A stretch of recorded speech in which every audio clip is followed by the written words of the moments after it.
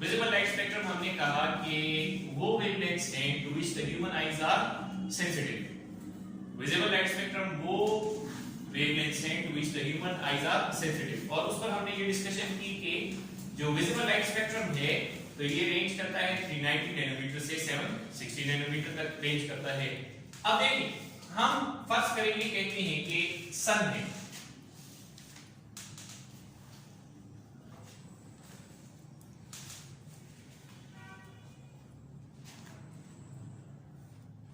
और सन में से क्या आ रही है, सन में से वेवलेंथ्स आ रही है।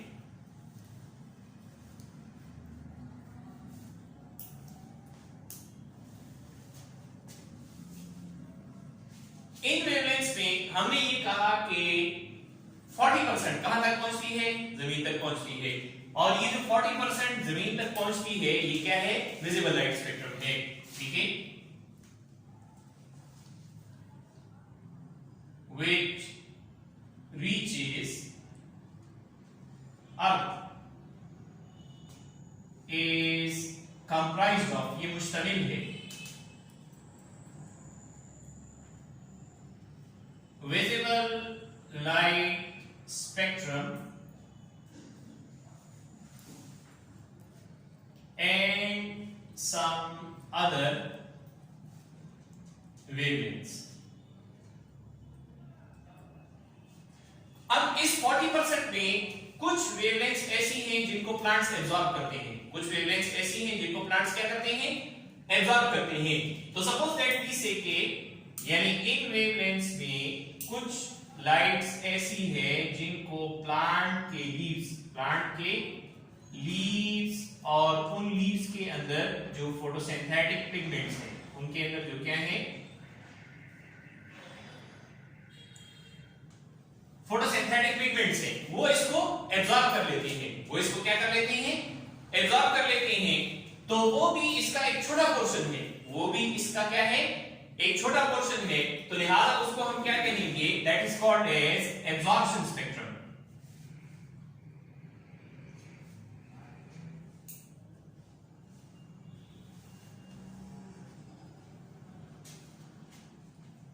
एब्जॉर्प्शन स्पेक्ट्रम, एब्जॉर्प्शन स्पेक्ट्रम हम किसको कहते हैं, तो एब्जॉर्प्शन स्पेक्ट्रम हम कहते हैं wavelengths which are absorbed by photosynthetic pigments. Wavelengths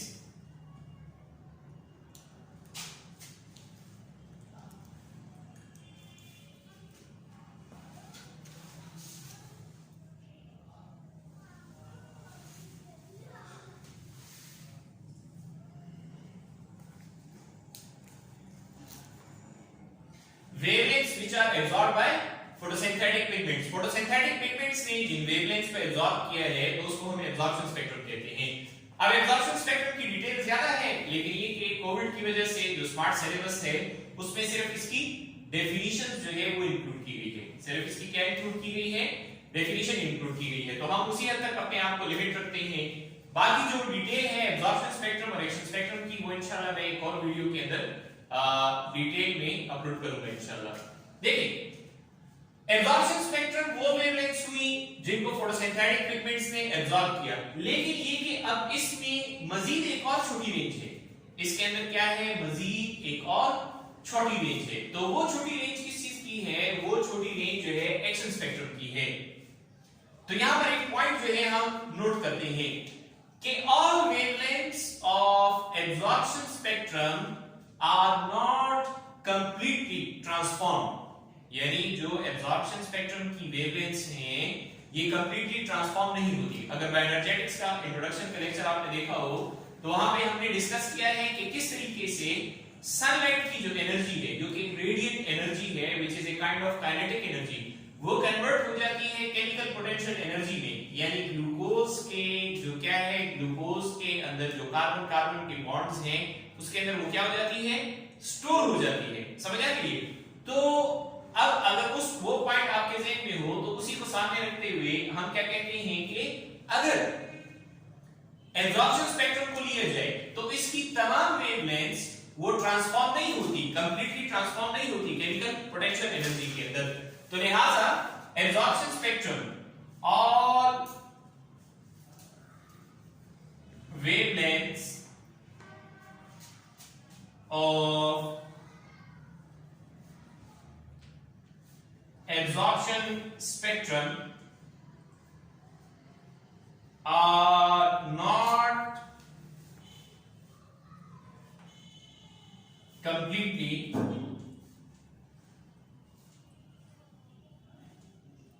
transformed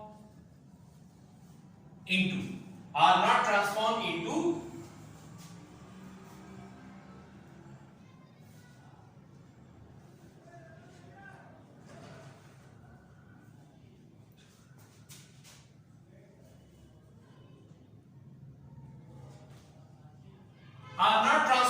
chemical potential energy, यानी एब्जॉर्प्शन स्पेक्ट्रम जो है इसकी तमाम वेवलेंथ्स वो केमिकल पोटेंशियल एनर्जी जो है उसके अंदर ट्रांसफॉर्म नहीं होती। अच्छा, तो अब ये कि अगर तमाम वेवलेंथ्स जो है ट्रांसफॉर्म नहीं होती तो बाकी की वेवलेंथ्स जो है उनके साथ क्या होता है, तो those are released as heat. जो रिमेनिंग वेवलेंथ्स हैं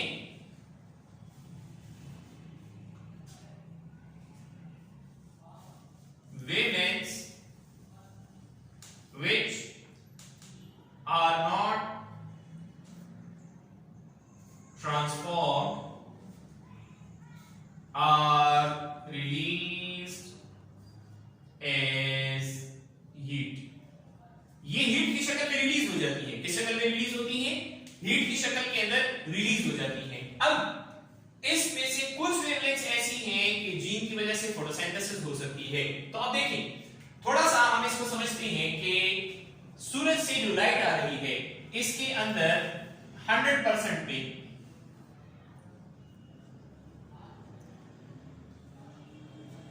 60% के साथ क्या होता है? 60% के साथ हमने कहा कि ये एब्जॉर्ब होगी, स्कैटर्ड होगी या रिफ्लेक्ट हो जाएगी। तो अब जमीन तक कितनी पहुंचती है? इसमें से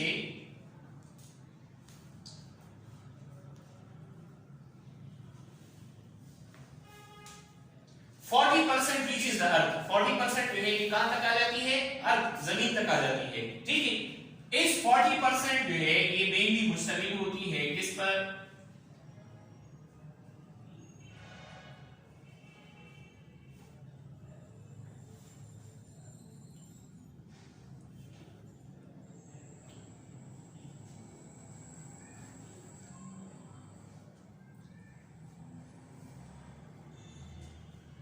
अब देखें, एक बड़ी रेंज सनलाइट पे से एक और छोटी रेंज वो कि जो जमीन तक पहुंच रही है वो है विजिबल लाइट स्पेक्ट्रम और कुछ और वेवलेंथ्स पर। अब इसमें एक मजीद छोटी रेंज है। इसके अंदर क्या है?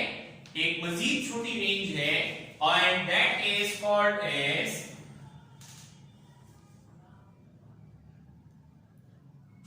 a more narrower या narrow range, that is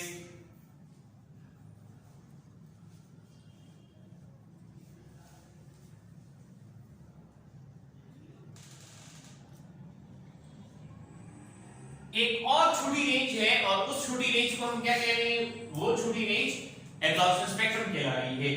इस एब्जॉर्प्शन स्पेक्ट्रम के अंदर एक और हमने इसलिए नैरो का वर्ड यूज किया, तो अब इसके अंदर क्या है? मजीद एक नैरोवर रेंज होगी and that is called as action spectrum. ठीक है, इसमें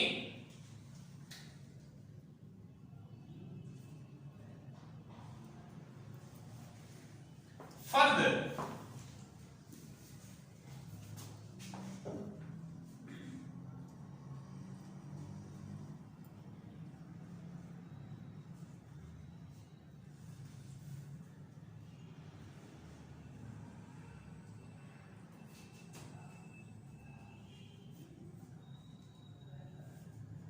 इसके अंदर एक मजीद भी नैरोवर रेंज है। इसके अंदर ये क्या है? एक मजीद भी नैरोवर रेंज है और वो नैरोवर रेंज किस चीज की है? That is of the action spectrum. ठीक है, वो किस चीज की है? एक्शन स्पेक्ट्रम की है। तो अब आते हैं इस बात को समझते हैं कि ये जो एक्शन स्पेक्ट्रम है ये क्या चीज है? एक्शन स्पेक्ट्रम जो है ये क्या चीज है? तो जरा और से समझें। देखिए, सनलाइट 100% जमीन तक पहुंची 40%, वो 40% इस पर मुश्तमिल है। ठीक है, visible light spectrum and some other wavelengths, उसमें छोटी रेंज एब्जॉर्प्शन स्पेक्ट्रम, उसके अंदर एक और छोटी रेंज एक्शन स्पेक्ट्रम। देखिए ये जो एब्जॉर्प्शन स्पेक्ट्रम की वेवलेंथ्स हैं, एब्जॉर्प्शन स्पेक्ट्रम की वेवलेंथ्स हैं, ये तमाम वेवलेंथ्स इस काबिल नहीं है, ये तमाम वेवलेंथ्स इस काबिल नहीं है कि किसको, के क्लोरोफिल ए में से इलेक्ट्रॉन्स को एक्साइट कर सके, क्लोरोफिल ए में से क्या कर सके, इलेक्ट्रॉन्स को एक्साइट कर सके। क्लोरोफिल ए में इलेक्ट्रॉन एक्साइट करने का इसके साथ क्या ताल्लुक है, तो देखें वो पहला स्टेप जिसमें सनलाइट की काइनेटिक एनर्जी या सनलाइट की रेडिएंट एनर्जी वो क्या करती है, वो रेडिएंट एनर्जी जो है वो ट्रांसफॉर्म होती है केमिकल पोटेंशियल एनर्जी में, वो ट्रांसफॉर्म होती है किसमें, केमिकल पोटेंशियल एनर्जी के अंदर ट्रांसफॉर्म होती है। तो वो है एक्साइटमेंट या liberation of two electrons from the chlorophyll a, liberation of two electrons from the chlorophyll a. तो सिर्फ वो वेवलेंथ्स के जो इस काबिल होती हैं कि जो क्लोरोफिल ए में से दो इलेक्ट्रॉन्स लिबरेट कर दें, उन वेवलेंथ्स को हम क्या कहेंगे, एक्शन स्पेक्ट्रम कहेंगे। उन वेवलेंथ्स को हम क्या कहेंगे, एक्शन स्पेक्ट्रम। इसको एक आसान सी मिसाल जो है थोड़ा सा लतीफे के अंदाज में यूं समझें कि देखिए ये क्लोरोफिल ए जो है ये एक बच्चा है और इसके पास दो चूजे हैं जो कि क्या हैं, इलेक्ट्रॉन्स। क्लोरोफिल ए जो है ये क्या है, एक बच्चा है, इसके पास दो चूजे हैं इलेक्ट्रॉन्स। तो बहुत सारे और बच्चे जो कोशिश करते हैं कि ये चूजे इससे भाग जाएं, लेकिन ये कि वो इस पे कामयाब नहीं होते। एक बच्चा आता है और वो इसकी गुदगुदी करता है और यूं ये दो चूजे इससे क्या हो जाते हैं, भाग जाते हैं। मतलब एक्शन स्पेक्ट्रम वाली वेवलेंथ्स ये वो वेवलेंथ्स हैं जो क्लोरोफिल ए की गुदगुदी करते हैं और इसमें से दो इलेक्ट्रॉन्स को एक्साइट लिबरेट कर देते हैं। समझ आ गई है?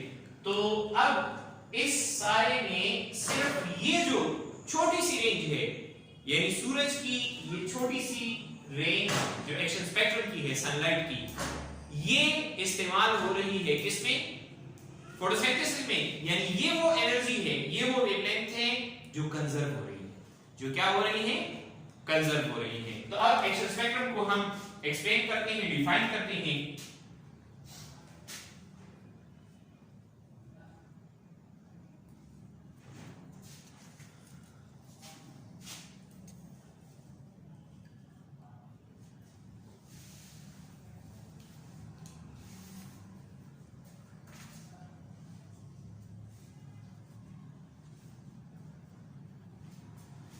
एक्शन स्पेक्ट्रम की आसान डेफिनेशन क्या है, तो एक्शन स्पेक्ट्रम की आसान डेफिनेशन ये है कि wavelengths effective to start photosynthesis,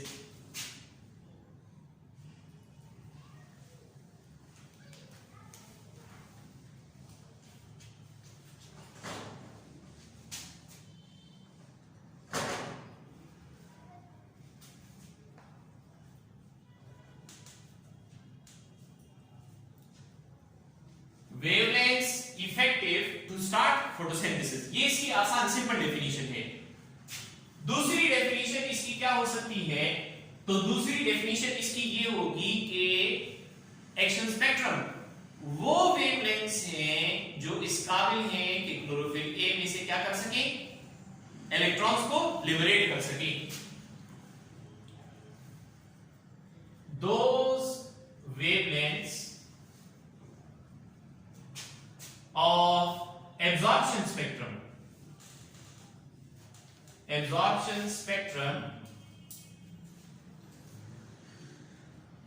which are capable to liberate electrons from chlorophyll A। Bracket में साथ में हम क्या लिख लेते हैं, in the reaction center।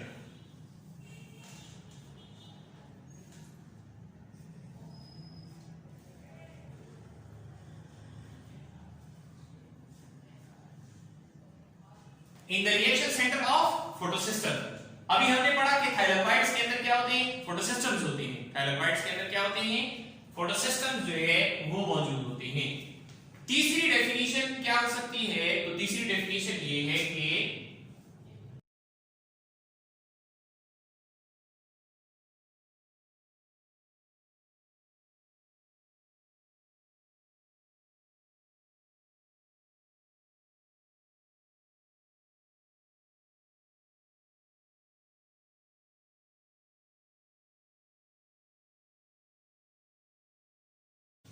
इधर देखिए एक मिनट के लिए, एक्शन स्पेक्ट्रम क्या है? Wavelengths effective to start photosynthesis, वो वेवलेंथ्स के जो लाइट रिएक्शन को स्टार्ट कर सके। यहां पर फोटोसिंथेसिस से मुराद क्या है? यहां पर फोटोसिंथेसिस से मुराद जो है दैट इज लाइट रिएक्शन।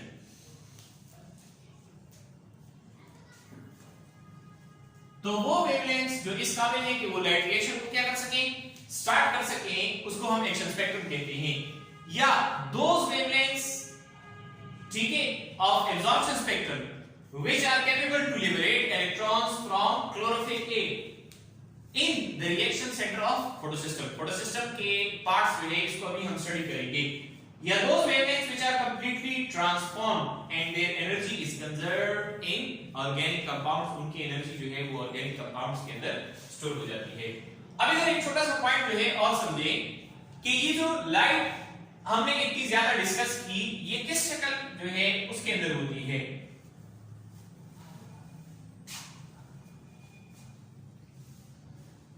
तो सनलाइट जो है ये इलेक्ट्रोमैग्नेटिक वेव्स की शक्ल में है। सनलाइट जो है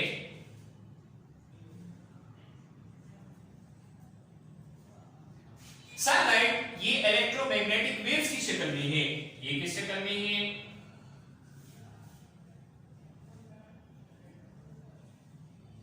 इलेक्ट्रोमैग्नेटिक वेव्स की शक्ल में है। सनलाइट किस शक्ल में है? Electromagnetic waves. या सनलाइट जो है ये पार्टिकल्स की शक्ल में है, जिनको हम क्या कहते हैं? फोटॉन्स कहते हैं। सनलाइट जो है ये किस शक्ल में है? इन द फॉर्म ऑफ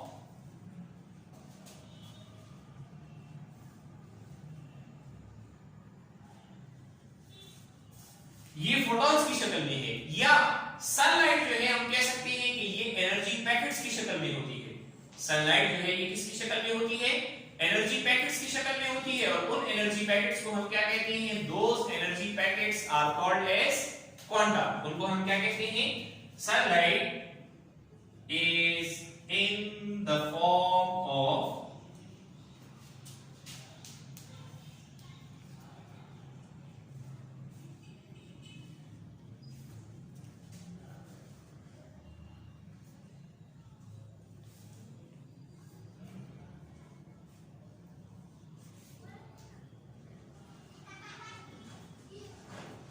सनलाइट जो है ये एनर्जी पैकेट्स की शक्ल में है। और उन एनर्जी पैकेट्स को हम क्या कहते हैं? Those energy packets are called as quanta. तो ये एनर्जी पैकेट्स जो है ये सन से आते हैं, जमीन तक पहुंचते हैं, और ये एनर्जी फोटोसिंथेसिस के प्रोसेस के अंदर क्या होती है? फोटोसिंथेसिस के प्रोसेस में ट्रांसफॉर्म हो जाती है। किस चीज के अंदर? केमिकल पोटेंशियल एनर्जी के अंदर ट्रांसफॉर्म हो जाती है। किस चीज के अंदर? It is transform into the chemical potential energy. So this is the detail of the visible light spectrum, particularly absorption spectrum and action spectrum.